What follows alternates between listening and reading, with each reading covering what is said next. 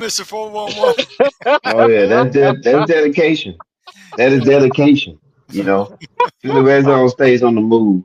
Yeah. Yeah, Believe it or not, yeah. he I'm stays just on the sitting in the move, car man. today. The other day I was moving around. I had to get pizza and all that stuff, man. I was all over while we was talking. I got you. Yeah, you did a great job, man. But you know, you Yeah. should do like the old '80s shows where they have the scenes where you're sitting in the car and the Uh-huh. car's not moving, but everything else is moving. Oh yeah. Yeah. The side moving, the back. Yeah, Yeah, yeah, yeah, definitely, definitely. yeah, yeah. You should do that. You know, you watching WKRP in Cincinnati or Oh, something. You know. yeah. Oh man, you digging in the Yeah. crates, cuz. Yeah, yeah, yeah. Oh, But we're Oh man. live. We're live, man. We're live in effect. We're back. All right. April 30th, 2024. The draft, man, the NFL draft review here on the 401 Sports World Network, Sports Brothers show. You can see the calculators above me and also Philly Red Zone in the car moving around, if you will. greetings and All right. salutations, everyone. Hello, Yes, hello, yes. hello. Yeah, so we're gonna chop it up. We're just gonna review the draft. You know, we're gonna have to definitely make a couple pit stops like in Atlanta. We got to make a pit stop there. We got to make a pit Oof. stop in New Orleans, Oh, yeah. Seattle, Philadelphia. Philadelphia. Yeah, and we're gonna make a stop in Pittsburgh too, because Kofi the Low gonna join us at some point today. But yeah, so it's gonna be fun, man.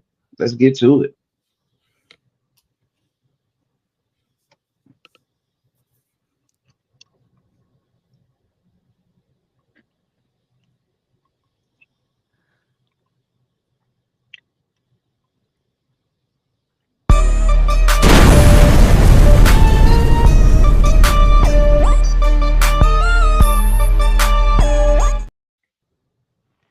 All right, we are here. Hey, we are on the simulcast as well, everyone. So we're on Surge TV as well. So man, can't gotta give Surge TV they props for picking us up. And so we're all in the Northeast on on the social media and on the network there, Surge TV. We appreciate them.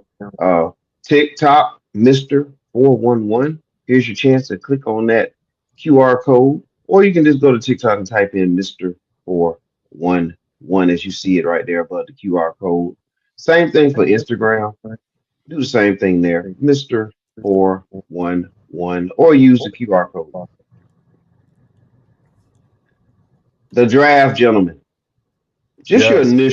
Just your initial thoughts of NFL draft. We'll dive into the actual draft, but just your initial thoughts of like, what do you all like about the draft? And, just what makes it fun for you. And we'll start with Philly Red Zone.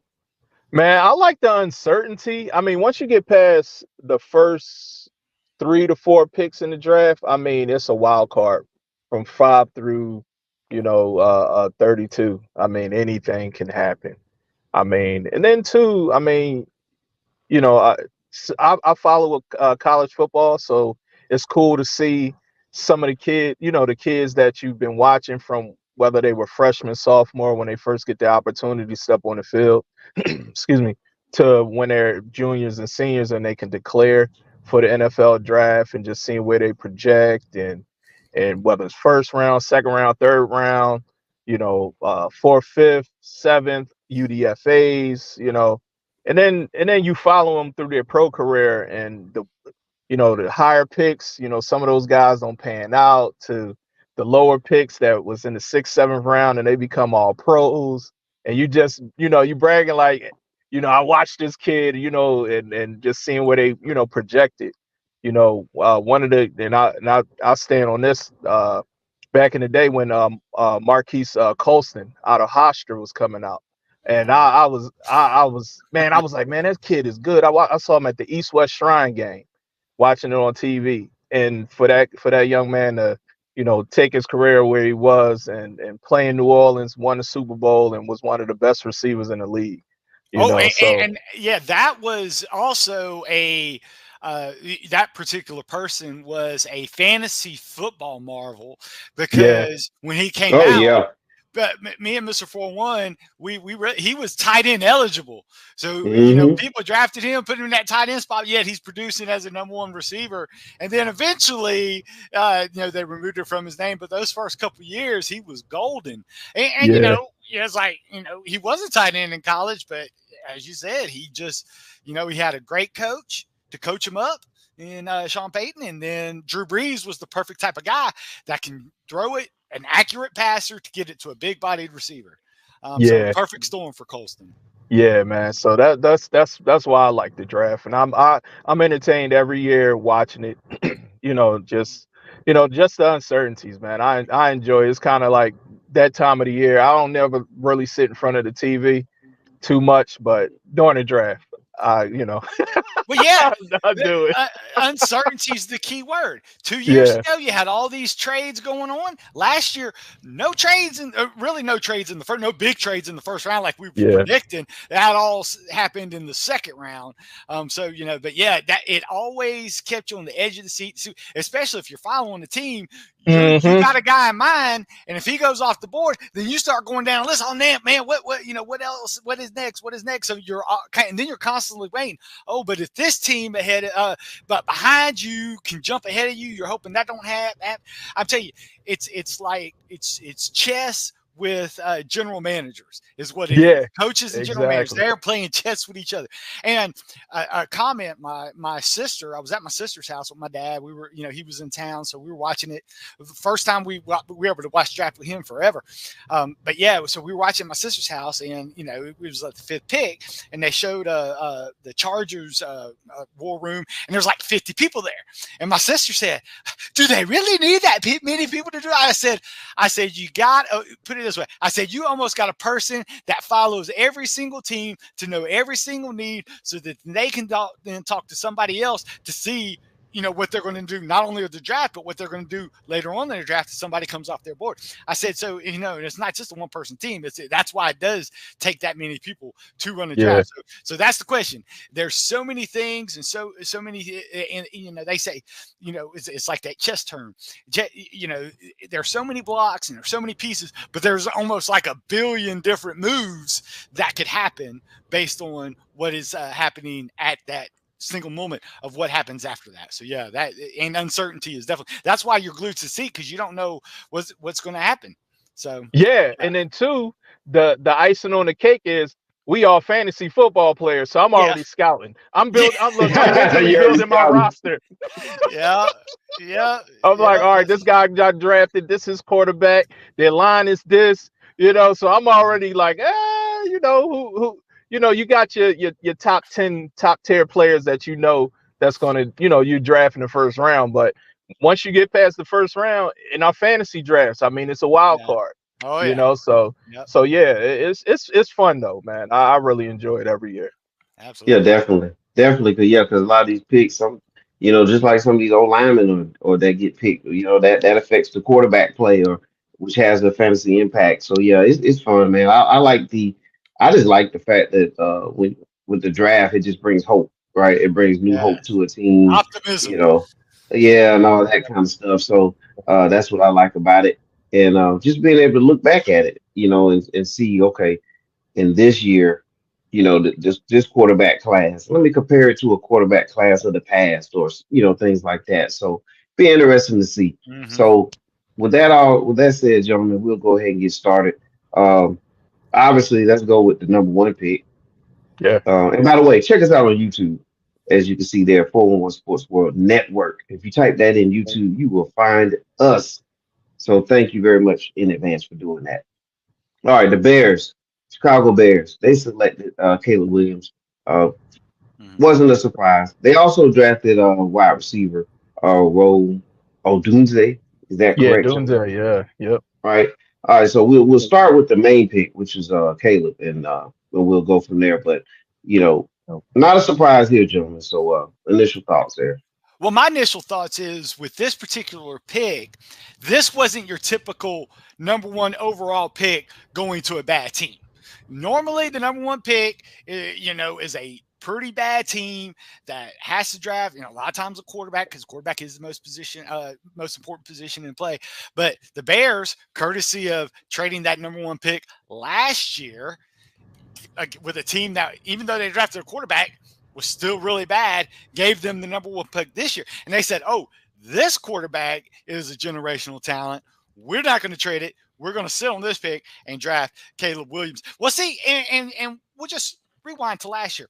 Why did they pass on number 1 pick? They knew, I'm telling you, the Bears knew this was a better quarterback class this year than last year. You could say, yeah, C.J. Stroud and stuff, but yeah, he succeeded. But overall, so the Bears said we have a better chance to get the top tier quarterback this year than from last year, and we're going to see what Justin Fields can do for another year with a stud wide receiver in DJ Moore, and just see how it works out. Justin Fields was given the keys, and I'm telling you, folks, not a bad season, but they want more of a ceiling for what they do. So what we're going to do is we're going to give Caleb Williams, and that's why before they even pick Caleb Williams, what they do, they go and got another wide receiver from San Diego and Keenan Allen. And one of the things I was talking about Windy City with, he was so scared when the Penix pick went in, because he thought that the Bears might get cute and try to go defense. And he said, no, you got to stick to your draft board. You got to give Caleb Williams another young weapon. So that's why Windy City was thrilled when they stuck to the draft board and picked the dudes. They didn't get one of those top defenders on there, because he said, hey, their defense is already set. Just give Williams even more. So now Williams, he has even more weapons than Fields had, know. So I mean, again, 2 great tackles, 3 deep in the receiver room. You still got good tight end play, good running back system, a top 5 defense to not have, you're not going to get behind in a lot of games, so that you don't have to, keep throwing the ball. You can play within the system. So yeah.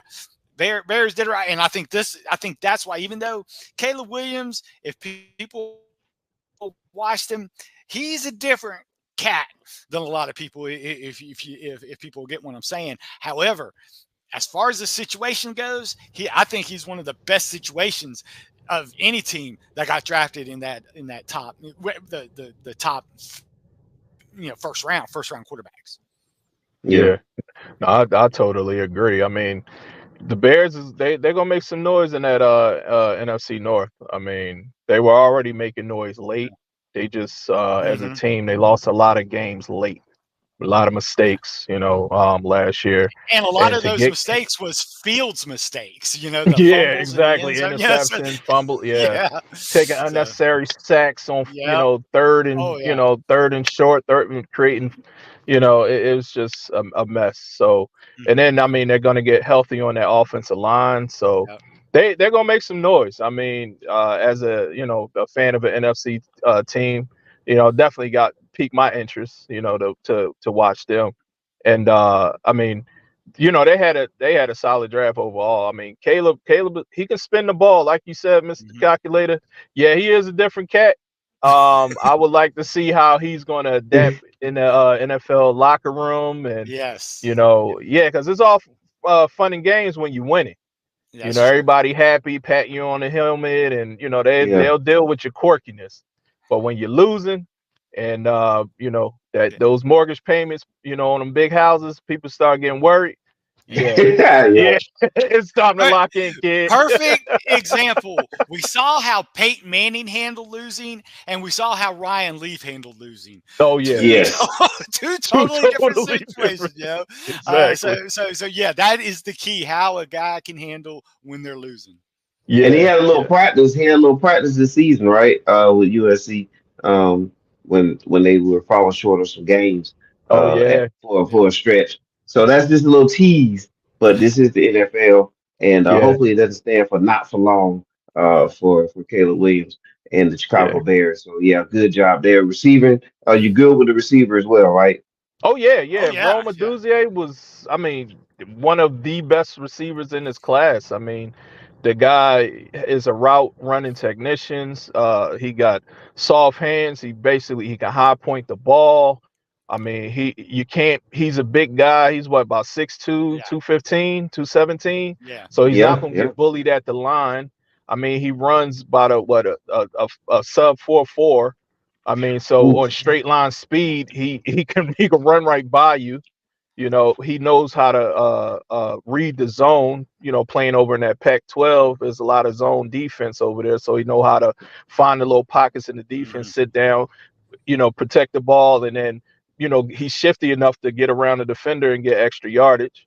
You know, so I'm a fan. I mean, personally, between Rome, Marvin Harrison, and Neighbors, I mean, all of those guys, I would like, people want to say 1, 2, and 3. I say 1A, 1B, and 1C. Yeah, all those guys are solid.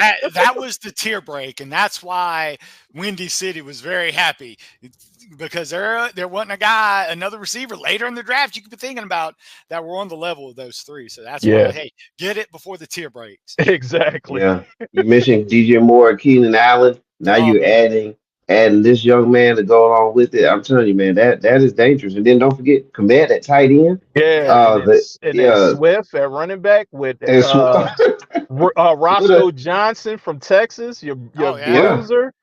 Yeah, this is and crazy. They still got Khalil Herbert. Like, yeah, this is gonna be interesting. Detroit and Chicago is gonna be some fun games to watch. Green Bay as well. Man. They may have to come up with a Super Bowl shuffle there in Chicago. We'll see. Next year. All right, so let's go to Dr. Sack's team, the Commanders. It looks like he was wanting Drake May, but they get Daniels out of LSU. So man, was this the right pick? I think so. I mean, Daniels, his pocket presence, his mobility is going to help the Commanders team. I mean, you know, as an Eagle fan, it's tough for me to say that, but I'm gonna call it like it is. I mean, he got McLaurin sit on the outside, and then he got Dobson, the other receiver, correct? You know, on the other side. So out of Penn State, so he got two good receivers. The offensive line is a little shaky. So, you know, if the pocket break down, he do have enough mobility to get out on the edges and make a defense pay with his legs and his arm, because he got some solid accuracy, you know, when he throws the ball on the move. I think from the pocket is kind of shaky. He'll have to work on his touch.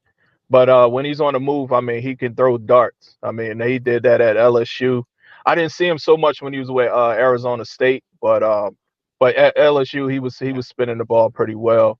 And then, you know, I mean, he slighted build. It was one comment he made before the draft talking about he wanted to beat Vic and I forgot who else, rushing record as a quarterback. I'm like, don't play those games. Not in NFL, buddy. You're 185 pounds wet. Don't do a RG3. Yeah, because that's what happened to RG3. Anybody that remembers RG3 fans, when he got lit up in that game against the Falcons, that was almost the beginning of the end. I mean, granted, he didn't get hurt on that play, but it really put some cobwebs in, and then of course the injury and the playoff. Yeah, the infamous Holati Nada play. Yeah, exactly. So that's but the good thing about Daniels from the Washington perspective is Philly Red Zone said it best. The offensive line is shaky, so they needed a guy that could escape the pocket, keep the play going. Drake May, great upside, great arm, but not quite as quick as Jane Daniels. And the good thing about Daniels, his completion percentage all through college increased year after year. And I think him having Brian Kelly as his head coach is kind of like put him over the top because, you know, Brian Kelly can coach up some quarterbacks. So I think that's what helped his draft profile. But think about it. Only player in FBS history to pass for 12,000 yards and rush for 3,000 yards. Those are eye-popping stats. So you got to give some credence to that. But, you know, we're just going to see how it goes though, how that offensive line can hold up. Even because even though you're fast and can move, he's going to be going up against people remember the SEC title game when 2 years ago with Georgia. Carter picked him up, didn't slam him down, but he kind of had to leave that SEC game a little early because he was getting rattled back there. So it's going to depend on that offensive line to see how he can succeed. Yeah. So. Yeah, absolutely. Yeah, so we will definitely see how that goes. But man, they got a top tier quarterback. So we'll see what happens there. And it seemed like that was their guy. Even though Dr. Sachs, wanted Drake May. And speaking of Drake May, there's a team, Bo Belichick, ends up landing his quarterback. Is this the quarterback of the future? It's a possibility. I mean, Drake May, he can spin the ball. I mean, when he dropped back, his back foot hit the turf. If he lets it go and in the proper time, I mean, he can get the ball to the receiver all over the field. He can hit every spot, with his arm.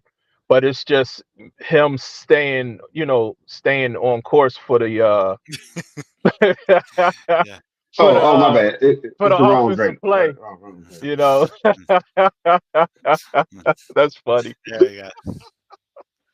So there he is. Oh, there you go. Yeah. There you go. But yeah, no, I mean, the Patriots offensive line it's okay. I mean, it's a lot of age on there. So I know they like their interior offensive linemen are pretty seasoned. So some of those guys may be, getting long in the tooth in a sense. So he might have a little pressure in his face. So he got to deal with that. I know he struggled with that when he was with North Carolina. Yeah. So outside of that, I mean, he got a defensive-minded head coach, and you know what defensive-minded head coaches, they want to run the ball first and pass later. So that's going to help him because they'll have that run first. And he got one of the best running backs in the league, Ramondre Stevens, coming out the backfield. So, so that'll definitely help his game, they're going to have to run a lot of play action to keep the defense honest. So they just don't pin their ears back because he's more quick than fast. He can try to get around the defender, but he's a little tick faster than Jones. So he can make a negative play into a positive slight possibility. But yeah, I mean, I think he's going to have a solid career up in New England. They just got to get him some more weapons and just build around him. Yeah, and I think best case scenario for him though is that that the Patriots will start Jacoby Brissett early on in the season. Let May, still take in the playbook and so forth, and then possibly after Thanksgiving or so forth, start throwing them because with if Mac Jones, former first-round draft pick, couldn't succeed. It's hard to think a rookie coming in that don't know the playbook can succeed right away. So that's why, they said, hey, we're going to get an upside quarterback. We're going to see what happens with that. And we got Jacoby Brissett in there to start off and be the transition team, so to speak. And then we'll see come Halloween, come Thanksgiving, the Patriots will say, okay, maybe this is now the time to start Drake May. Yeah, that'll be the smartest move. I can definitely see them doing that. He's in a more unique situation where he has a veteran quarterback ahead of him that understand NFL defenses, and you don't put all that pressure on that kid so he can have a long, successful career. Daniels and Caleb, I mean, they gotta hit the ground running. It's no fallback plan. Those are the guys. But May have that trump card to where, he can hold the clipboard. He can get, a lot of reps in practice, but come game day, he knows he got the headset on and he's sitting next to the quarterback coach and the offensive coordinator. And when Brissett come off the field, hey, this will happen. This is why I did this. Yep. This will have, and basically build them up mentally. And then, that October, November, they out of it, throw him on the field, and let's see what he got for the next, 4 to 5 games of the season. Absolutely. Yep. All right. Hey, Marvin Harris Jr. Yes, sir. was Mr. selected. Calculator, you got it, baby. Go ahead, rip it. And let me tell you, best player in the draft. We were talking about overall. There are no teams there's no cornerback out there that can cover him one-on-one. I mean, he proved that in college. He literally took a freshman quarterback at Ohio State playing against decent Big Ten, and we said it in our draft show that when he was one of the best receivers in the room when he had Garrett Wilson and Smith Njigba in there. So yeah, great body control, instinctive open field runner. Tracks the ball well, makes over-the-shoulder catches easy. I guarantee you he was, when he was a kid, that's what he was out there with his daddy, catching those as a young teenager, catching passes from Peyton Manning. You know what I'm saying? So, yeah, I think when it comes to 50-50 ball, he will win it. Kyler Murray was a happy, happy man after draft day. Yeah, I totally agree. I mean, for his dad, and I know, we all hype up our sons and all that stuff, but his dad wholeheartedly said his son, at the end of his NFL career, he might be better than him. And I mean, he was saying that with a straight face, and he was like, and that comes a tall order from, someone that has a gold jacket. I mean, yeah, like you said, he a lot of those cornerbacks that got drafted this year, last year, and the year before last, he went up against them in battle. I mean, they won some, he won some, but the vast majority of the battles, he came out scoring touchdowns, man. And I love the way he can get in and out of his breaks. I mean, he high points the ball. He's strong through, contact. I mean, when they was playing Georgia, if he didn't get hurt in that Georgia game, it could be a different game. It would have been a different game. I mean, he put on a show, and I mean, so yeah, that was a great pickup for the Cardinals. Mm-hmm. All right. Hey, the offensive line was addressed in Los Angeles and in Tennessee. So what do you think about the moves that they made there with Joe Alt, especially Joe Alt with the Chargers? Yeah. I was personally kind of surprised just for the mere fact that Joe Alt's more of a left tackle, and they already, Slater for the Chargers already one of the best left tackles in the league. So I was kind of surprised. But Jim Harbaugh said, hey, I don't care. I'm going to take the best O-line and I'll make it work.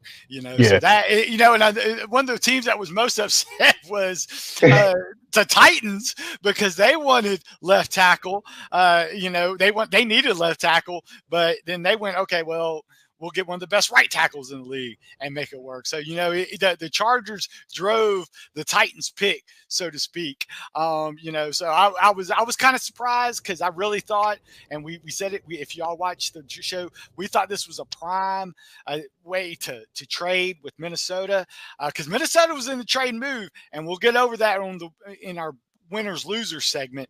But yeah, I guess the Chargers just liked Alt so much that Minnesota was willing to trade, but it was the Chargers that have said, nah, we're okay. We're going to take the 6'8" behemoth and find a place to put them on our offensive line. Yeah. I mean, both of those guys, barring injury and off the field issues and just the sheer love of the game, both of those guys should have 10+ year careers. I mean, playing in their positions and being, the best at their positions. I mean, right side, left side. I mean, those guys are professionals. They'll have around the clock training, and they'll get him acclimated on that right side. I know Herbert probably already sent the box of steaks to his house and said, "Please keep me clean." That's right. And Will Levis as well, man, because those guys, they were getting creamed last year. Yeah. I mean, Slater went down, and poor Herbert, man, it was a wrap. And Will Levis, I mean, if he wasn't fast, his helmet would have still been in the Music City turf. You know, Yeah. that guy Yeah. was taking some shots when he played. So Yeah. those are solid offensive linemen, man. I just wish that they have some great careers, man, going forward. Because Absolutely. Yeah, offensive line is absolutely. key. Yeah, absolutely. Hey, my son, especially growing up, my son was crazy. I mean, he was crazy about Spider-Man. You know what I mean? Spider-Man, the friendly neighborhood Spider-Man, and Yeah, but speaking of neighborhood, right? It's going to be a beautiful day in the neighborhood for the New York Giants. And I mean, come on now, Mr. Rogers said it.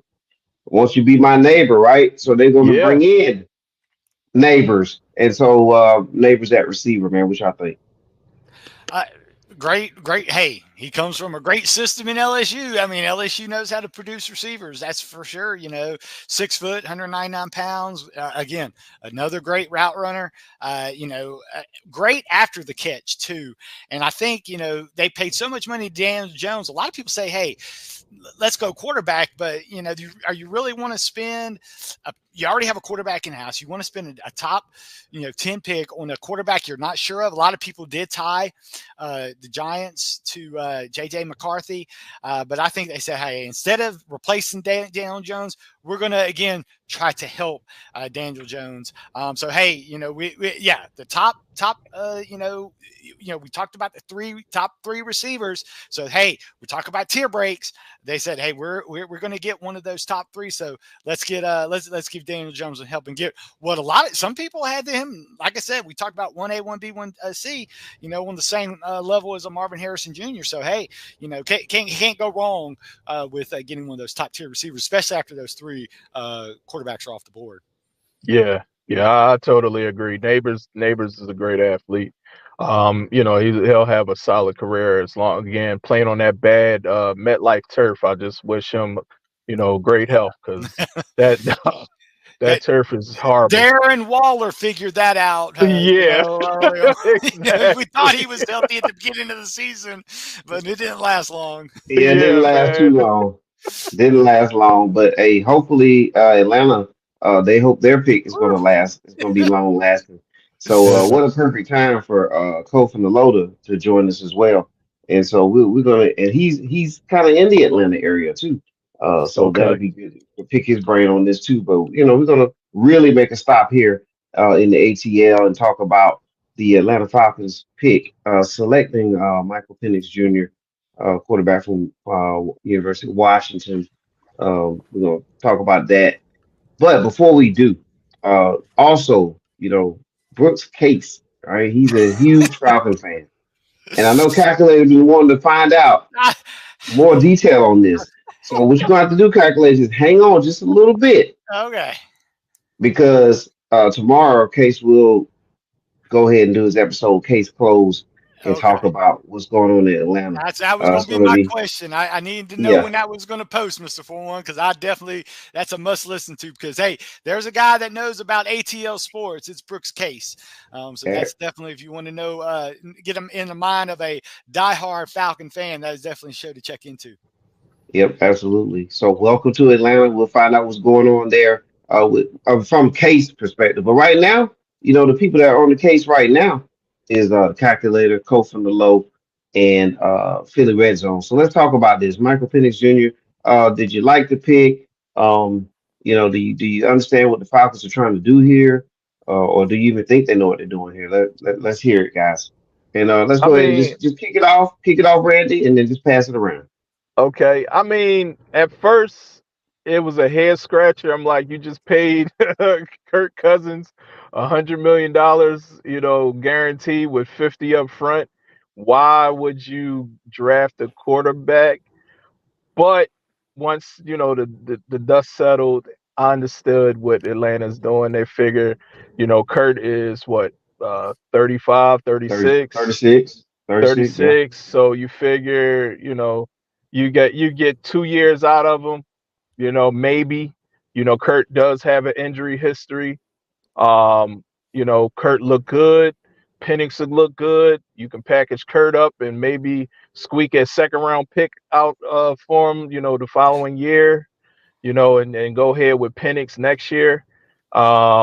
But the thing is, in the locker room, my whole concern was you got Penix. He's a first round pick. He was drafted, 7th overall, 8th overall. Hey. So now in the locker room, if I'm Drake London, if I'm Kyle Pitts, if I'm Bijan Robinson, who am I going to butter up to in the offense? Because Kurt already got a target on his back, and it's 1 foot in, 1 foot out, and Penix is going to be your guy. So at practice, it's you already creating controversy in your locker room, by drafting this kid. I mean, good pickup. The kid can play ball, but I just think it's Atlanta already got a target on their back that their season is not going to be great due to this pick and the controversy in the locker room. Yeah, and here's the key, and here's the thing. Yeah, we can say Kirk Cousins, his injury, he's coming off. Well, why did you pay the man $100 million to come to town? That's the key. That's what everybody. I was like, you paid the man money as if hopefully your medical staff came in because that's what a lot of people are missing. Yeah, Michael Penix, great pick. If you didn't pay Kirk Cousins $100 million to come in, you needed. Brooks was on it. Folks, you got to go and look at our draft preview show because Brooks broke it down. The Falcons needed help on the defense. It wasn't their quarterback the quarterback was the issue. That's why they addressed it in the offseason and not through the draft. So they said, oh, okay, well, we'll see what we could do. But I just don't – I mean, I understand the pick as far as picking him where he is because he's a great player. I don't understand the pick when you just paid $100 million for a quarterback. That's my only thing.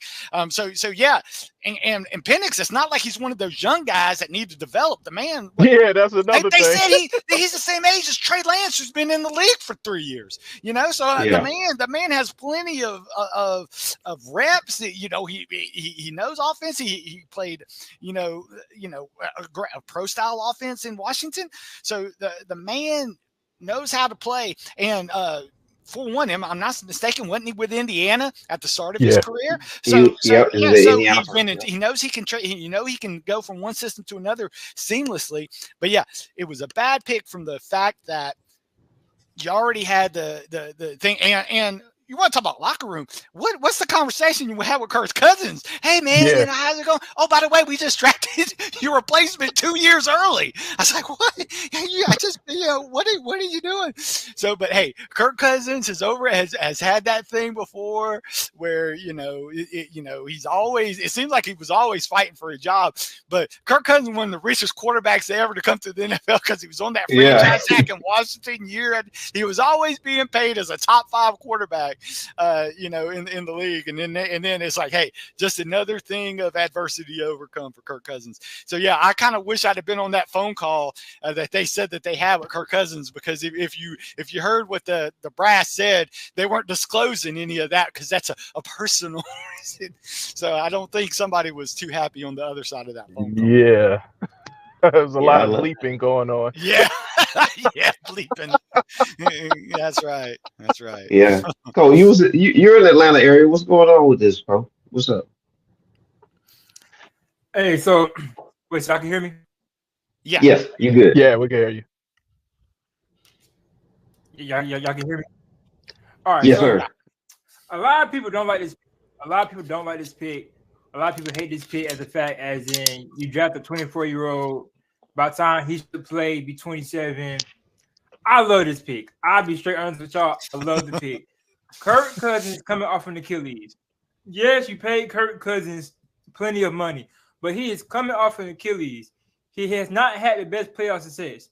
And every great organization that's a Super Bowl winning organization or a playoff winning team has a second quarterback. It has a backup quarterback. For example, the Jets. We see how that went when Aaron Rodgers got hurt.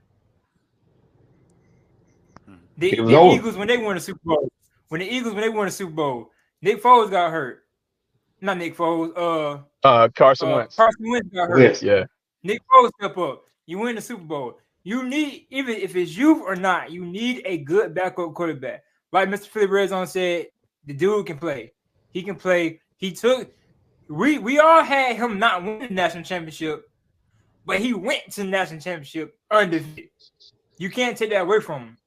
So the only thing I say is wrong with the Falcons, they should have let Kirk Cousins know.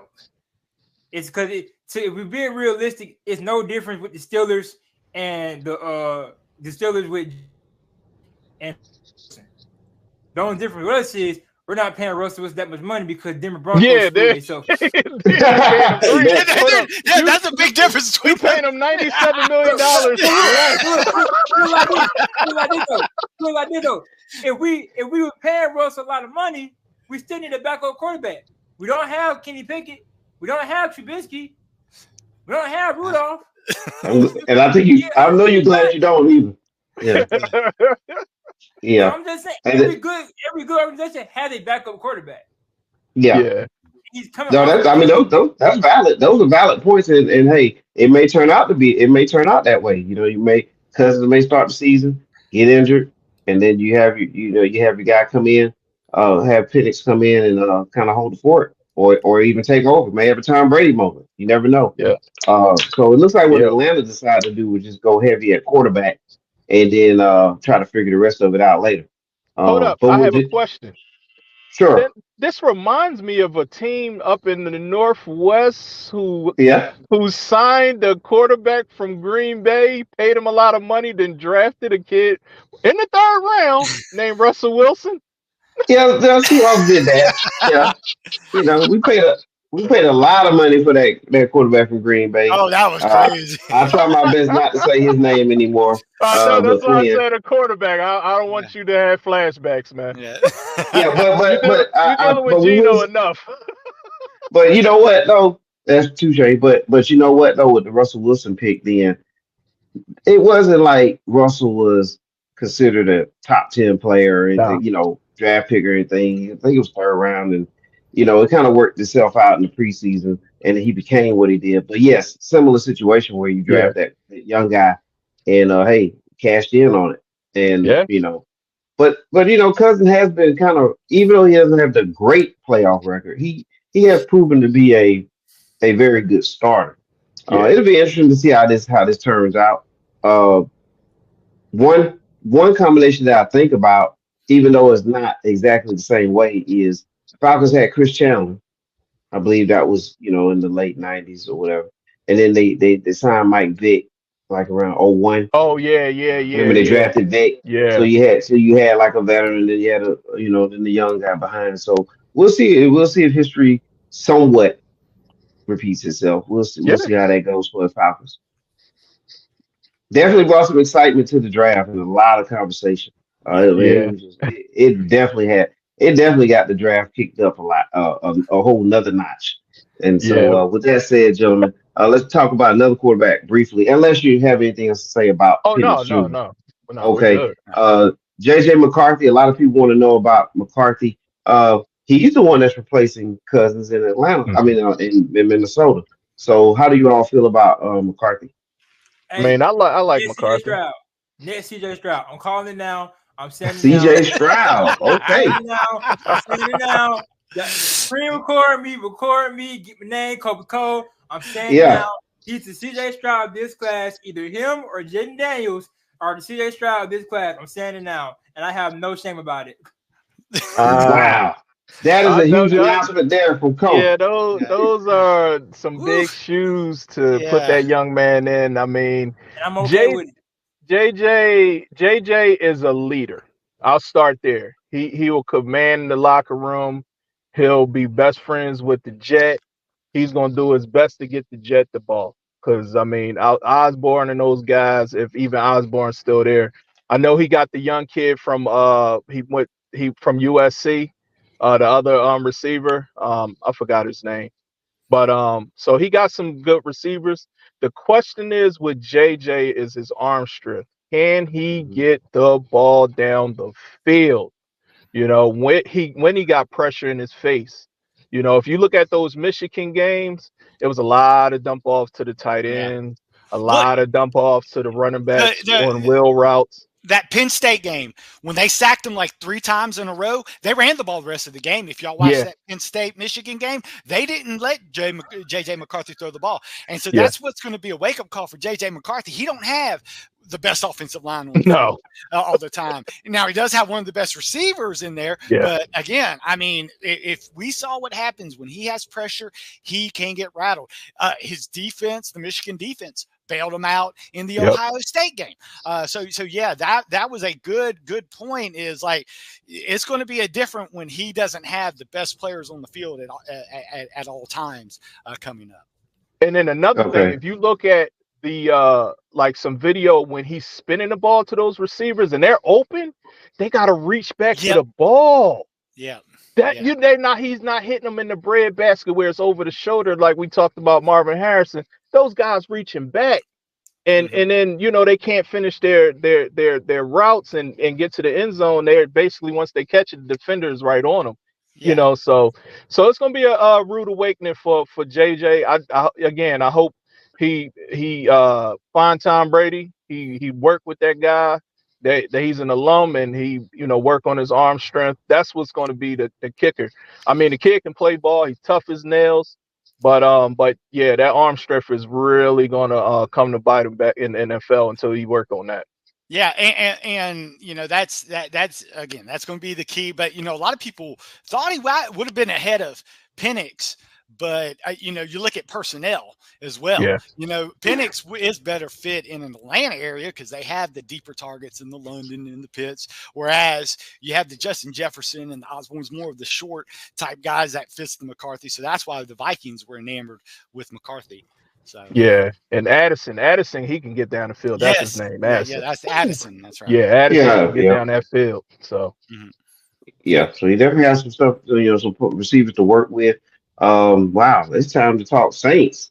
Oh, all right, you got it, Mr. Calculator. Oh, hey, let me tell you, we had the pizza out, we had the nachos, we were everything, and then all of a sudden, it almost went on the floor when that Penn State tackle went before the Saints because everything I had, I was like, I had everything. I thought Fashanu would have went to us, but hey, I give props to the Jets.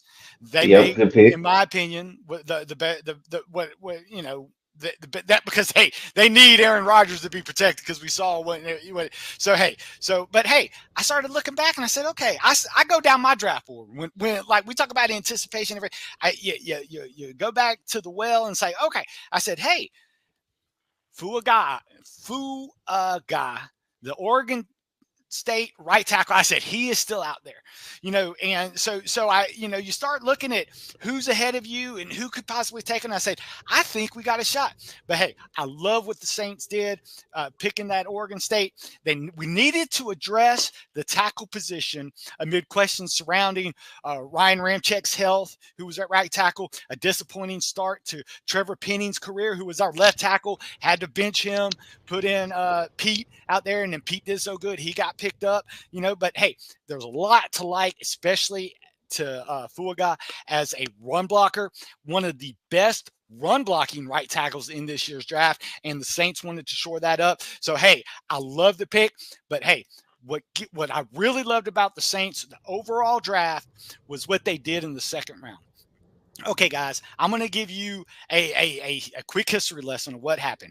The Eagles, and Philly Red Zone will probably go, so I don't want to steal his thunder. But when they traded up in round 2 to pick to 40, that's when they say, okay, what's another big need for the Saints?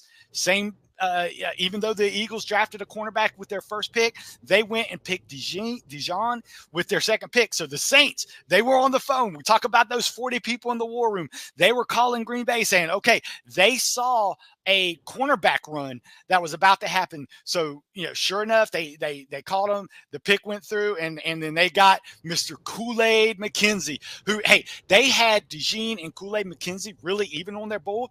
But hey, the Saints said, hey, we cannot take a chance, because they saw who was behind that 40 pick. They saw the Houston Texans needed a quarterback. Arizona needed a cornerback. And they said the only way we can get the guy we want when DeJean went off the board with Philadelphia. And that was a great move by Philadelphia, moving up to get the cornerback they wanted. So, yeah, it was great though. So they drafted Kool-Aid McKenzie, and then just like those guys in the war room saw, Kamir Lassiter went to the Texans at cornerback. Max Melton, cornerback from Rutgers, went to Arizona. So that is what I really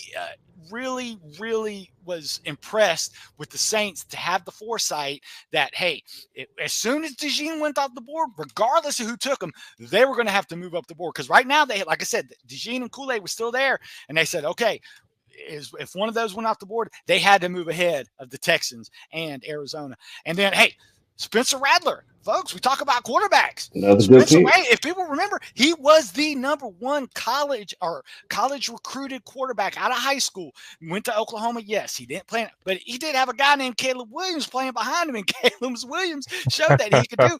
And Spencer Rattler did well in South Carolina. Since entering college in 2020, he had Pro Football Focus graded him as an 88.9 overall, almost in the 90th percentile. He's had 63 big throws. You might say, hey, calculate. What's a big throw? A big time throw is a throw on either third or fourth down that nets you either a first down or a touchdown on third and fourth. So though 63 is quite impressive for a career. And then we're going to keep going.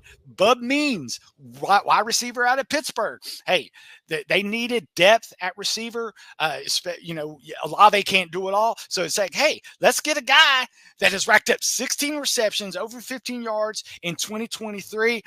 And he doesn't miss a lot of games, because that's what was hurting on what Michael Thomas said. Secondary receiver just could not keep people on the field. And then I love Jalen Ford, linebacker of Texas. Yes, his coverage skills are suspect, but the man will stuff the run. Just ask Alabama, those 2 games that he was there. He great horizontal, foot skills. Again, we'll work on the coverage, but right now they just needed a tackling machine. He's a guy they can plug in right away. And then Boyd, Christian Boyd, they needed another interior guy. Cameron Jordan's not getting any younger. Yes, Christian Boyd didn't have a lot of competition. He was in the FCS, Northern Iowa, but hey, good against the run, extremely productive, but again, lower competition, but it's depth the Saints were looking for in the 6th round. And then one of my favorite picks was their last pick in the 7th round, Josiah Azirim. I think I pronounced his name. He's out of Eastern Kentucky. Yes, again, we talk about lower competition, but hey, there's some other lower competition type guys that, become good quarterbacks. And another tackle, again, strictly depth position, no sacks during the year in 2023. I think he's the hidden gem. I'm thinking 2 or 3 years down the road, he's a guy that is going to take over Penning's career, the guy that they drafted in with a high pick a couple years ago. That doesn't seem like he's panning out. But yeah, he's a guy that I think has a lot of potential. So I think they hit pretty much every area that they needed depth in, and I look at 4 to 5 starters out of this draft class. So love what the Saints did in this draft. Yeah.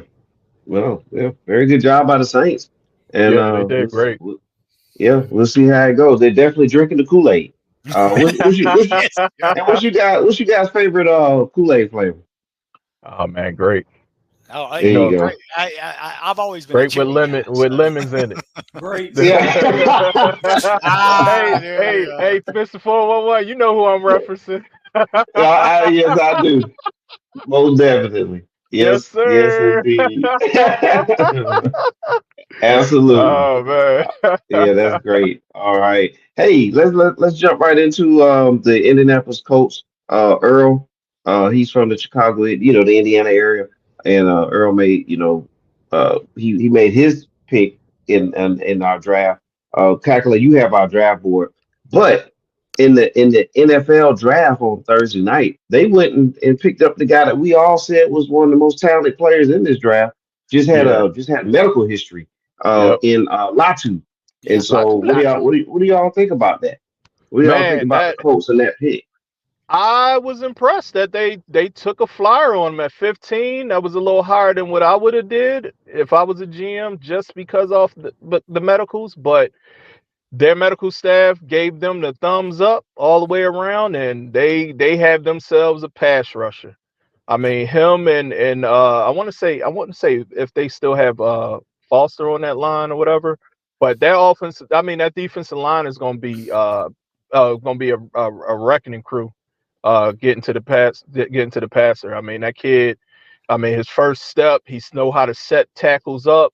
He know how to set guards up. His secondary move, if they take that away, he got a third move, and then when he gets to the quarterback, he's bringing that thunder to either try to strip the ball away or get the quarterback on the ground. And then he also plays the run well. That's as a pass rusher. Most pass rushers, they just weren't about hitting the quarterback. They don't want to play the run. But this guy's playing a run all the way to the quarterback. And then he's a big dude, man. I think he's about 6'4", 6'5". 6'5", about 259. Yeah. The kid is stout.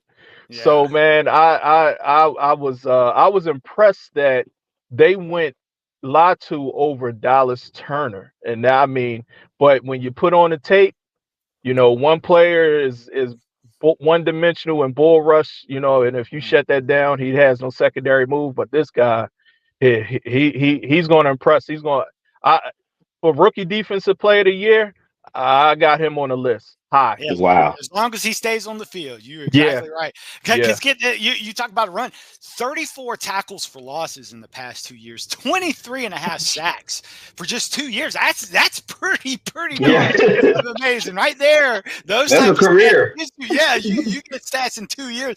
That is amazing. But I love how he plays both the run, and that's what they did. They wanted a guy that could play the run and the pass. Yeah. And that's why they say, hey, we're going to take a chance on this guy, because if there's no injury, he's a top 10 pick, even with this. Exactly. Even with all these offensive players that went this draft, he would have been a top 10 pick if he would have been if there were no medical red flags. Yeah, maybe Atlanta would have went him instead of. Yeah, you're right. You're exactly right. You're exactly right. Yeah. All right. Well, I'm not going to change clothes like I did last week. Before I made my pick, but Seattle, all right, takes defensive tackle Byron Murphy, the second from the University of Texas, with Coach McDonald from Baltimore Ravens, now the new head coach in Seattle, with the defensive mindset that he has in that 3-4 defense. Was this the right pick for the Seahawks? Well, I think you're the fan that would think. I mean, y'all the experts. Well, hey, I don't want to be biased on the team. I want to hear it from you guys. I will pump our show again. We said he was like the top defensive tackle in this draft. So if you want a defensive tackle, hey, Murphy and Leonard Williams on the interior is going to be a strength for the Seahawks in 2024, folks. I mean, the man, since 2021, Murphy had 12.5% pressure rate, which is third among defensive tackles with at least 500 pass rushing snaps, trailing only 2023 first-round picks, Jalen Carter and Kalijah Kancey. So, yes, the guy can pressure the quarterback, and he can stuff the run, which is what I'm sure Seattle was going for, especially after all of Seattle's offensive linemen were off the board. So they say, hey, not just get the best defensive tackle on the board. You really can't go wrong. Yeah, I totally agree, man. This kid he's a stud. I mean, him and Leonard Williams, they're going to please, offenses just hit the edges. Don't even try to run up the middle. You ain't going in the middle. You don't go in the middle. You're not moving those guys. That's and then both of them are, can rush the passer as well. So, I mean, he'll definitely be a corner piece that Seattle would definitely build around. I mean, they got a solid secondary, and then now you're getting pressure up front. I mean, that defense is going to have a new look and a lot more stouter look against the run. So. Wow. Look, I got a Kool-Aid smile now. I appreciate that. Yeah, y'all keep talking about it, guys. Y'all keep that rolling right there. And then we also drafted Christian Hayes at offensive line, and they say he's going to be a good lineman too. Seattle's got a good grade there. So I like what Seattle's doing, building the lines Let's get it back to where it needs to be. They always say you win in the trenches, folks. You yes, win in the sir. trenches. Yep. Yep. Absolutely. So looking. Oh yeah, go ahead, Cole.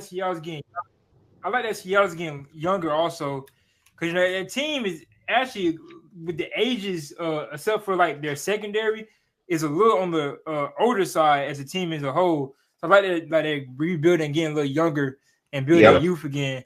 So I won't say they're going into like a rebuilding year, but they get into where their youth is and they can build around players. Yeah, and Mr. 4-1, they didn't build the Legion of Boom in just one day, right? It took a few years to get it in there. Oh yeah, it took time, but hey, I like this. And then again with the Ravens, defensive guru coming over now. Man, remember when they had Sarah, what is his name, Sarah Gusa and all those guys? I forget his name now, but on that line for the Ravens, and they were just mauling people. I mean, this is what we're talking about here. Seattle has been giving it up on the defense end too long now. So it's time to make change there. So I'm looking forward to this upcoming season for the Seahawks. We're going to now, Cole, since you're back and you're the University of Alabama fan, Dallas Turner. How you feel about Dallas Turner being selected there? Hey, great pick, great edge rusher. Big reason why Alabama offense at the time being wasn't the best, but Dallas Turner is not only he's a great player and a great rusher as he is, he creates problems for the offense. And not only he creates problems for the offense, he's also a leader on defense. So you're getting a 2-for-1 special right there. So I think they did a great job at picking up Dallas Turner. I say he'll be in my top 5, top 3 defensive rookie of the year. All right. Wow, that's impressive right there. And he has long arms too. So that's always coming to hand when you play a defense. So that's good too. Yeah, you have something to say there, Calculator? Yeah, the thing is, they better hit on this pick, because if people saw what they had to do to move, Minnesota had to move up to get that draft, folks. Out of 93 first-round non-quarterback trades since 2004, this is the 9th most expensive trade-up according to ESPN draft pick valuations, despite it occurring in the middle rounds. And probably generous because the Vikings have a rookie quarterback, which means there's a decent chance they are drafting at the beginning of rounds next year. Folks, after the trades that the Vikings did, mostly this one, the Vikings have 3 draft picks next year. A first-round pick and 2 fifth-round picks. That's it for the Vikings. So they better hit on this, because they paid a pretty big to trade up in the. Granted, it's a first-round pick, but man, they gave a haul to get Dallas Turner. So yeah, they like him as well, because they gave up a penny to get him. Oh man, they love him. So yeah, Dallas Turner, man, he's coming in. You can't say that there's no love for him. That's true. He's gonna get on the field early. I mean, they with Danielle Hunter being with the Texans now, so they need defensive help. Like today. Yeah, because I think the Vikings also picked up free agents Jonathan Greenard and Andrew Van Ginkel. They needed those guys aren't going to do it in the defense. So they said, okay, we need to get what was considered one of the best pass rushers, healthy pass with no medical flags in this draft. Exactly. Yeah, I'm looking forward to this. I'm looking forward to see how Turner turns out in Minnesota. So. And they also say one of his strengths also is pass coverage. He can drop into pass coverage, which is definitely going to help in a Flores defense. Who loves to blitz. So if he does that zone blitz, he has a guy that can drop back in coverage in Dallas. Yeah. Hey, look at those arms. I'm telling you, man. Pass coverage, tackle. I mean, he can do it all. So it's great. I think it's a good move. Again, they bet the farm. Calculate. You play poker. You know what I'm saying? Mm-hmm. They must have pushed all the chips in on this. They're all in, my friends, because because I was impressed that I thought they did a good trade to trade up to get JJ McCarthy before the Raiders and Denver pick, because they didn't have to give up much. Of course, they only had to go up one slot, but they basically solidified their quarterback. But when I saw what that haul they had to give up to get Dallas Turner, it was like, whoa, that was definitely all in. Yeah, on that play. I wonder if Brian Flores, he was pounding the table for this kid, because he's gonna have a great DC. He's gonna use Turner as a weapon.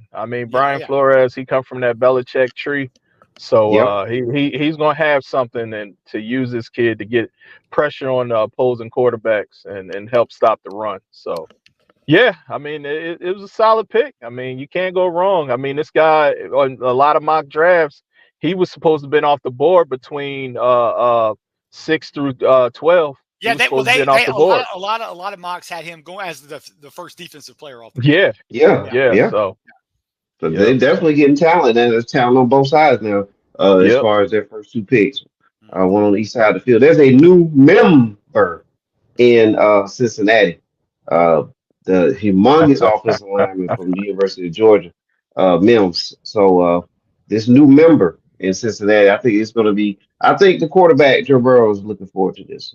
Yeah. Well, remember, Mr. 401, we always thought they should have drafted Penei Sewell back in that draft, and instead they went with Jamar Chase. And Detroit. Jamar Chase. I remember, for people that don't know, Mr. 401 sent me a little meme or whatever of Joe Burrow getting sacked over and over. Yeah, over and over. They drafted up on Sewell. But hey, Burrow is not going to be upset. Yes, Mims is raw. Goodness, 6'8", 340. That is, folks, that's big. You know what I'm saying? He can be dominant at times, but he does. But again, he's still growing, which is why I think he went as high. In our mock draft, we had him going, next to last. Possibly Baltimore or something like that. But Cincinnati wasn't playing games. They said we said we're going to get Mims because we want a guy that can we want a guy that can knock out those pass rushers and second level defenders and stuff like that. So Mims, hey, Joe Burrow, he's going to be happy with that pick. Yeah, the only thing with Mims, I know he's still young. He's still, like you said, he's still developing. He battled injuries at Georgia last year. I think they said he only played like 8 games. Yeah. So that's not a wealth of experience, on the field experience. But the measurables, man, you can't get around that. Golly. Yeah. I didn't know. That it may make humans like that in a lab, man. So and he has not surrendered a sack in 372 career pass blocking snaps. So that's pretty good. Joe Burrow. I know Joe Burrow is happy. Because all he needs is 2.5 seconds, man, to get the ball out of his hand, because Jamar Chase is getting open. Him and T. Higgins, man, those guys. So hopefully, the kid he get out there and he play good ball, man, and we'll be able to see them later in the season. Because Trent Brown, the right tackle for Cincinnati, he's only on a 1-year contract. So a lot of people say just penciling in Mims for next year Well, wow, this is about to get really good here. We're gonna go calculator. Then calculator, you're going to spin it over to Cole, because the Steelers have a draft pick after you talk about your Florida State defensive line tackle. And then we're going to go to Philly Red Zone. And he's going to talk about his quarterback. So I already laid it all out here. Let's go ahead and what's the new verse going on in LA? The new verse is, hey, we talked about it in our preview show. They're going to need pressure with Donald out of town. So say, hey, Verse is one of the most talented edge defenders in this class. The snap in his hips and handles jump out when you look at the tape. He has the first step, bend and closing speed to win off the edge, shoots his hands, engages the bigger blockers, which is an advantage. And, hey, active hands, good speed, slips blocks, disrupts plays in the backfield. He pretty much has it all that you want out of an edge rusher, 6'4", 254. So yeah, I think they found a gem in Jared Verse. But again, it all come down to all those other offensive tackles and offensive players and those quarterbacks being drafted early on. It just pushed those elite defenders down the board. So yeah, I think the Rams got themselves a good edge rusher in Jared Verse. Yeah. I agree. Yeah, man. All right, Cole, what's going on, man? If you're there, hold on. Let me see if you can hear me. Can y'all hear me? Yeah. We can hear you. Okay. All right. So the Steelers. All right. Your Steelers. Did you like the pick?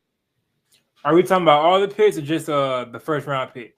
Well, initially the first round pick with your offensive tackle, and then you can go ahead and just roll it all together. So give us your Steelers update then, Cole, from the low. Love the pick. For Russell Wilson to strive, we need O-lineman. And then for Najee Harris and Jalen Warren to strive, we need O-lineman. I like Troy Fautanu out of Washington. I think it was a great pick. I think out of the O-lineman that was already took in front of him, he fell into our laps. I can't technically remember if he was the draft pick I put for the mock draft. It was him or another lineman. I can't technically remember. But okay. I love calculator. Get that for us. Yeah, I love this pick.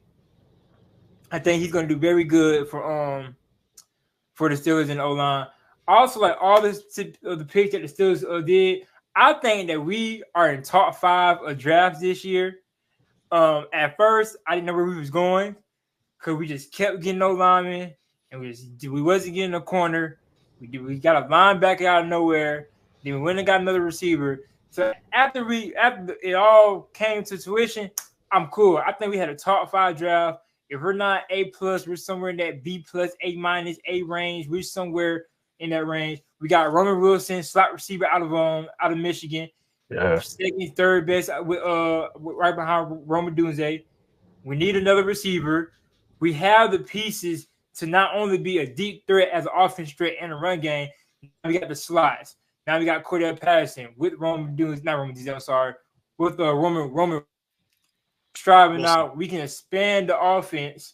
Now I just pray that our OC don't have his head coach days at the Falcons. Hold on. Y'all got the Falcons' old coach? Yeah, the OC. Yeah. Oh, okay. Yeah. Okay. So I just pray he lead the ways over there with the Falcons. Yeah. Well, y'all know you know they're gonna run the ball. Colby can't get rid of him, man. Come from the Falcons to the Steelers. This is the winning program over here. I don't know what you had going on with the Falcons. We are a first-round exit program over here. Remember, I said first-round exit. All we need to do now is get out of the first round. So I love the draft picks. I hope the coach know what he's doing because we gave him the weapons. We put it in his lap. So I am okay with it. I'm actually glad, and this is no diss to one of my Alabama players, that we did not get Kool-Aid McKinstry. I'm glad that we went the route we did and got O-linemen and receivers because our defense, we're one of the best defenses in the league, but we can't keep stacking defense and not put up no points or be last in offense. So I'm glad we went the way we did. And I think your Steelers did great in the third round when they got Peyton Wilson out of NC State. Yeah, that was a big. He was one of the top linebackers in the. Although there's news out there. The reason he fell is they said the man only has. He doesn't have an ACL on one of his knees. Yeah, that is true. So I was like, hey, but that's why he fell. But I watched NC State, Florida State when they played each other for 2 years. That joker was in the backfield all game long. So Peyton Wilson is one dude, and it would be the Pittsburgh to go and get one of the top linebackers to add to that unit in that league. Yeah. Yeah, I like what Pittsburgh did. I love the offensive guard / tackle that they picked up from Washington. Oh yeah. I like both Wilsons, the receiver and the linebacker. I mean, those are solid, lunch pail guys that you can, plug into your offense, plug into your defense, and just tell them to go and play. The only thing with the linebacker, like you were saying, Mr. Calculator, the knee issues, and then to combat that, he has a shoulder issue. But if he get past those, those injuries, man, and he have a injury-free, start to his career, man, he's gonna be a problem in that Pittsburgh linebacker core. Because I mean, that's one thing Pittsburgh is gonna produce: receivers from out of nowhere and linebackers. Yeah. Yeah, they're great at doing that. Yeah. Yeah, absolutely. So yeah. With that said, Kobe, is it way too soon to get that Super Bowl prediction? Oh, no, it's not too soon. I'm saying this now. We're not Super Bowl champions. No, you know what I mean? Hey, like I say, record me, screen record me, write it down. You put quotation marks. If we're not Super Bowl champions this year, in the next, I say 3 years, we're Super Bowl champs. Whether it's with Wilson or whether it's with Fields, we're Super Bowl champions. I'm saying it now. Yeah. Hey, I said it on my show. The only person I fear is the Chiefs. Any other team, you put no fear in my heart. Yeah, you gotta get out of that north, man. That north is deep. That's 4 deep there. Yeah. Hey, I'm not scared of the Ravens. That's all I fear. I'm not scared of the Ravens. But the biggest accomplishment, and the reason I say 2 or 3 years, we are Super Bowl contenders. Make that clear. We're Super Bowl contenders. But the reason I say 2 or 3 years is I just want the Steelers to get out the first round. If we can get out the first round, we had a successful season. And I'm okay with that. Wilson if he's not comeback player of the year, he's in the talks. So I just want him to be a finalist, and I want us to get out of the first round. If we get out of the first round, and I say we lose second or we lose in the AFC Championship, it's an okay year with me. We had an improvement year. Yep. Yeah. Can't argue with that. Can't argue with that. Not at all. All right. Well, there it is. Well, that the Steelers are in the state of Pennsylvania, and now, as Philly Red Zone knows, Philadelphia Eagles are also in the state of Pennsylvania. Yes, sir. You lived there for a long time, Philly Red Zone. All right, so it's time to talk about the EAGLES Eagles and their draft. Yeah, Quinyon Mitchell to start. I mean, a great off the ball, and the young man showed that he could play press coverage. He didn't do a lot of that at Toledo, but I mean, the guy runs a sub 4.4. I mean, hand-eye coordination. He's a technician with getting PBUs and also intercepting the ball and taking the ball to the house. And then the young man showed, at times when he was called to play the run, he would come down and lay the wood on the running back. So he's not shy to get his jersey and pants dirty. He's not trying to be a diva out there. So I was very impressed when we were doing our mock drafts and he came off the board. That's why I was doing this, because that's who I wanted to draft. Yeah. And I went with Higgins.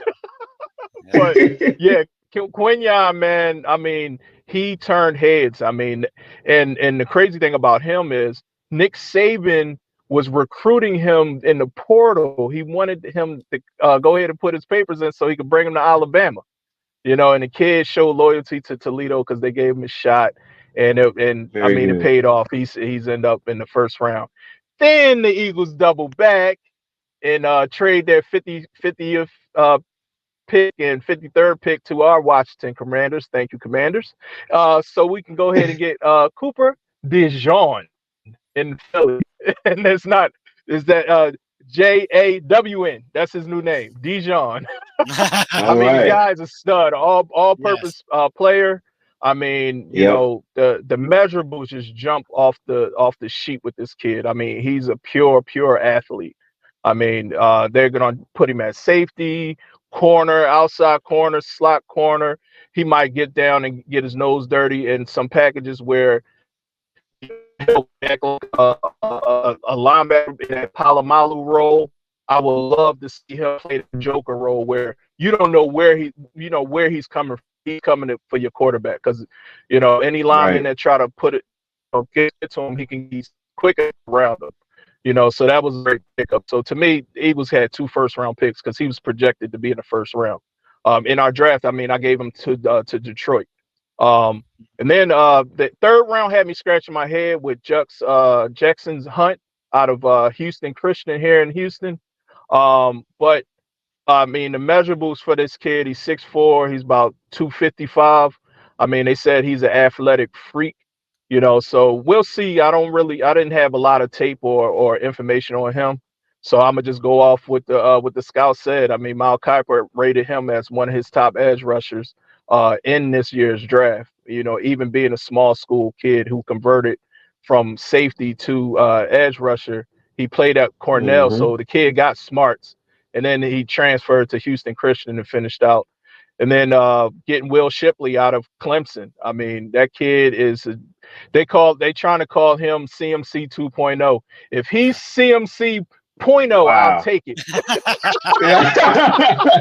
Look, I'll take it.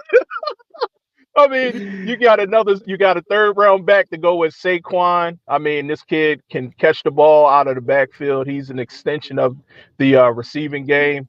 You know, hard line. I mean, he runs anywhere between a 4.4, 4.5. I mean, so he's solid. And then they doubled back and picked up Anaya Smith out of Texas A&M, a 5'9", 190-pound slot receiver. Not the fastest guy, but he's a route technician, tough guy. He knows how to get open in space, and he's shifty. I mean, this guy got return skills. I mean, he catch the ball. You can knock his helmet sideways. He get up, straighten his helmet, and go back to the huddle. I love those kind of guys. That's what St. Brown. He remind me of St. Brown when I watched him play. You know, not as fluid, but he can get there. Then they got Keegan out of Michigan, offensive line.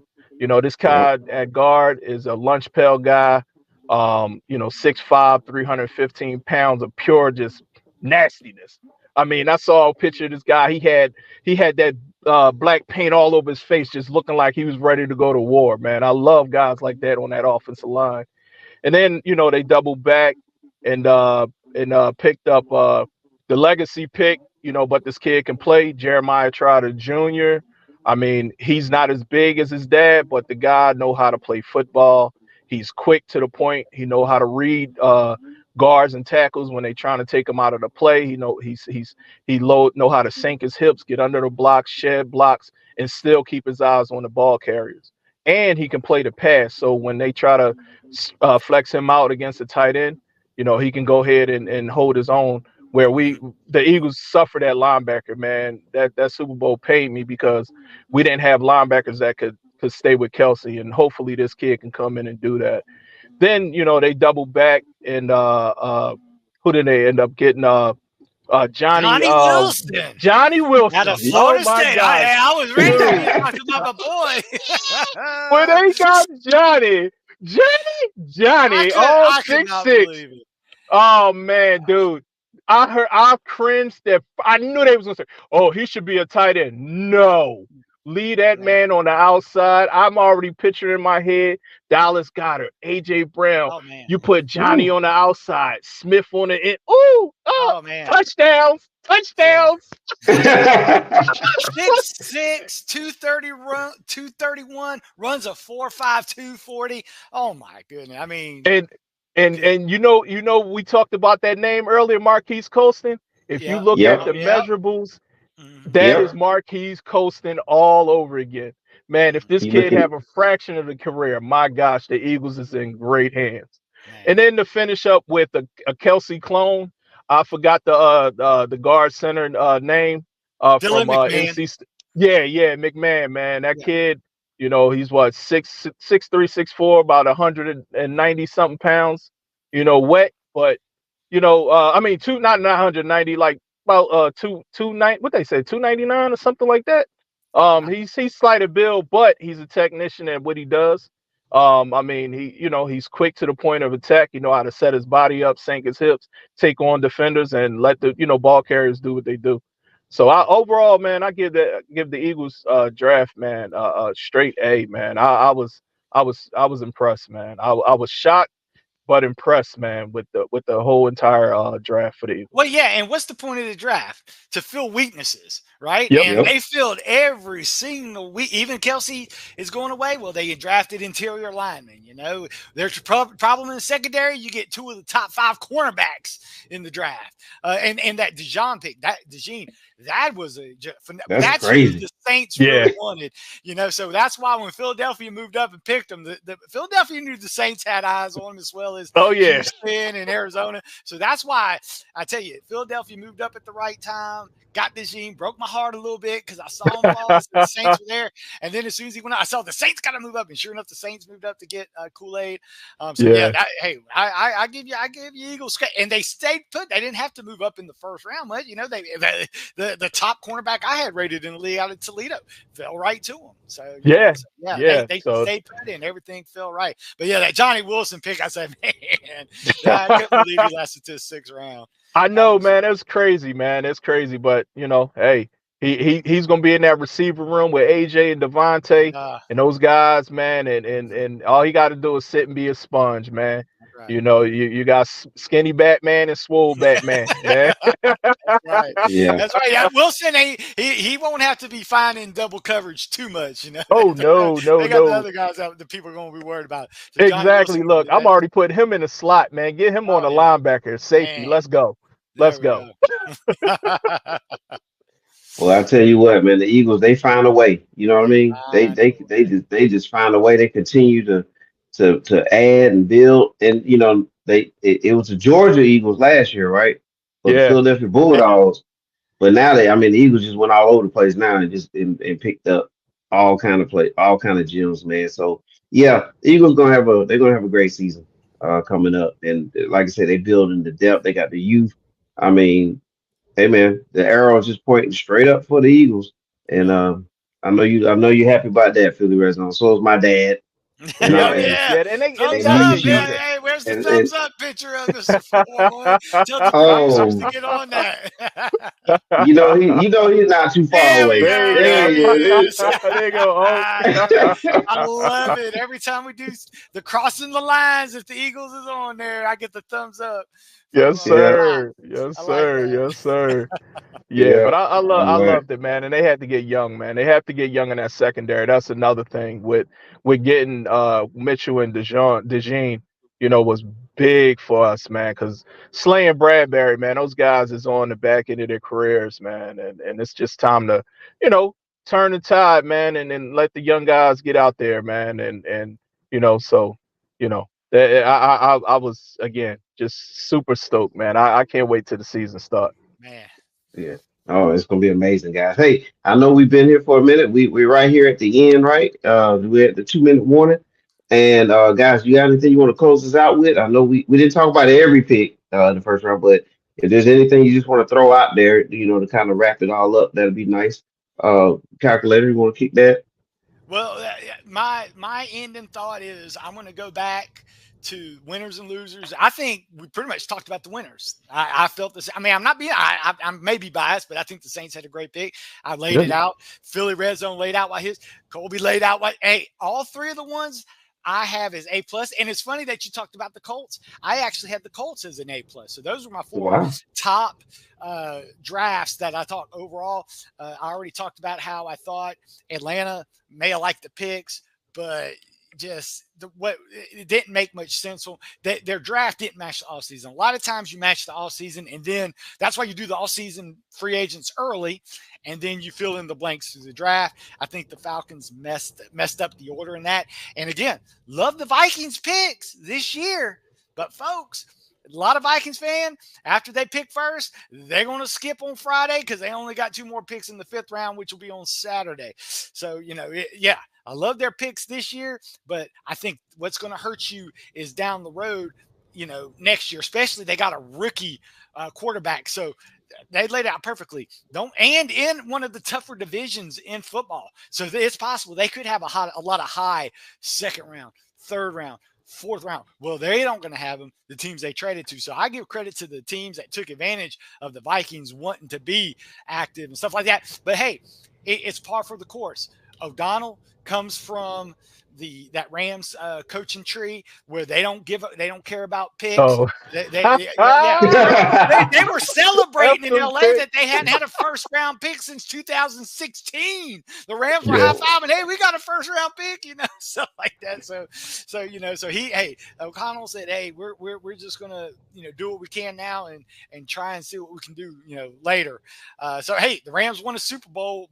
They do have a Super Bowl victory under that philosophy. So we'll see how it works. But yeah, it was interesting. I like what they got. I just didn't like what they had to give up to get what they got, if that makes sense. Yeah. And my head scratcher through this whole draft was the Buffalo Bills. Why, when you talk about pain, why would you make a trade with your nemesis and you gave them a Ferrari? Yes. You let Xavier go there and you have to deal with this dude.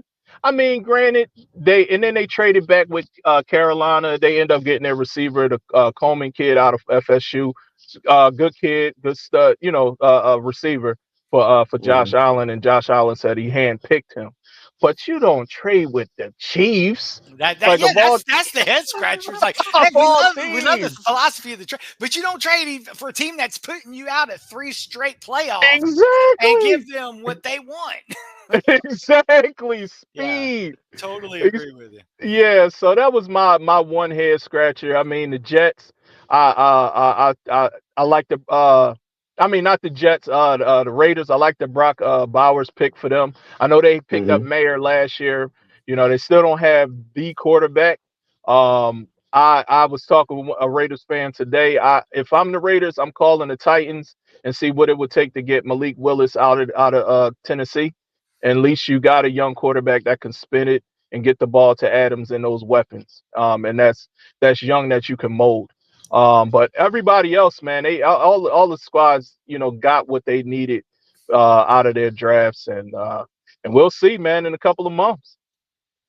Yeah, absolutely. And hey, in a couple of more months, there's the 2025 draft. Ooh. And here's a way too early mock draft. Okay. So we already have our mind on 2025 here, gentlemen. So that's the way too early draft. Any names stick out? Any names we need to really pay attention to this season? The name that sticks out, in my opinion, that's not on your board, Mr. For one, is Mason Graham. Okay. You had Milrose on there, right? Well, Milrose remembers Mason Graham in overtime when he tackled him for a loss and pretty much ended that game in overtime. I think Mason, we saw offense dominate. As you can see, a lot of these, it's going to be defense that dominates early next year. I mean, so, with him and another defensive, Deion Walker, he wasn't on your board. We talk about guys that get off the bus that intimidate people. The guy is 6'6", 348 pounds of muscle. The man is pure muscle. You see him off the bus, you start, worrying. But yeah, he overpowers offensive tackles like it's nothing. So yeah, next year, folks, it's going to be a defensive draft fest next year. And another that's the kid from Ohio State, Kentucky. So Kentucky. Okay. Yeah. Oh yeah, Ohio State's got a great defense as well.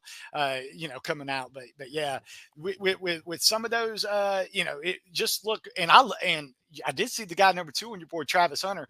I'm a little still salty with Mr. 4-1 because remember he was a commit to Florida State and left to go to Deion when he was in I believe that was FAU when he decommitted. So I'm a little salty about that about Travis Hunter. But the kid's got talent, ain't no doubt about it. Yeah, he did. He did go to going to Jackson State for a couple seasons and going from there. Yeah, he sure did. But FAU. Speaking of FAU, I believe Shedeur Sanders. That's where he was originally going to land, and then before he went to Jackson State as well. And you see, he's on the draft board here, mock draft at 6. So he's somewhere in that 4 to 6 range in most of the mock drafts I've seen. I am going to take a closer look this season at Shedeur, and going to try to see. Love it. If he can put that uniform on right there, and kind of work his way in, maybe we can pull up Penix, Jr. in Seattle next year. Well, And hey, you, Mr. For One, you and Brooks can talk about quarterbacks and Brooks be talking about his man Carson Beck out of Georgia. He's absolutely highly sought out of coming out. That should be coming out next year as well. So it's going to be an interesting quarterback class next year. Like I said, they might not be as highly drafted as they were this year just because of the need. Right. But yeah, it's going to be totally flipped in my opinion because there's just so many good defensive players that are going to be coming out next year. Oh yeah. I agree. All right. And closing it out for me, just having all those quarterbacks go so early in the draft this year, it's just, I didn't see that. I didn't see it coming like with that many going like that early. Because we talked about the defensive players that were so highly rated. And man, for that to happen, I'm just gonna go back. I want to look at this down the line and see which teams are able to which quarterbacks panned out for their franchise and see where it goes. Mm-hmm. Yeah. Absolutely. All right. Well, gentlemen, I appreciate y'all coming in. When we had these draft shows, we got to get it all in. Yeah. Remember, all you have to do is go to YouTube, type in 411 Sports World Network, and then you can watch this as many times as you need to. We're going to have some shorts come out that's going to break this episode down as well. Don't forget that we are also on the simulcast on Surge TV. So we appreciate Surge TV for the simulcast. We're out there. We out here, as they say sometimes in the streets. But yeah, Surge TV, we thank you there and for supporting us as well. Calculator, appreciate you. Philly Red Zone, appreciate you as well. Likewise. Yeah, absolutely. And Cole for the Low, big ups to Cole for the Low. Make sure you check him out on YouTube as well. Cole from the Low, and you spell Low L-O-H. And check him out. He's got a lot of good episodes out there, and he loves the sports world, and that young man, he's going places. He's going places. So yeah, check him out as well. All right. Well, for the calculator, for Philly Red Zone, for Cole for the Low, I am Mr. 401. We thank you. Make sure you hit that like, subscribe, notification bell, and share, because sharing is caring. Caring. There it is. All right, we out of here, gents. All right, y'all have a good evening. Bye, everyone. All right.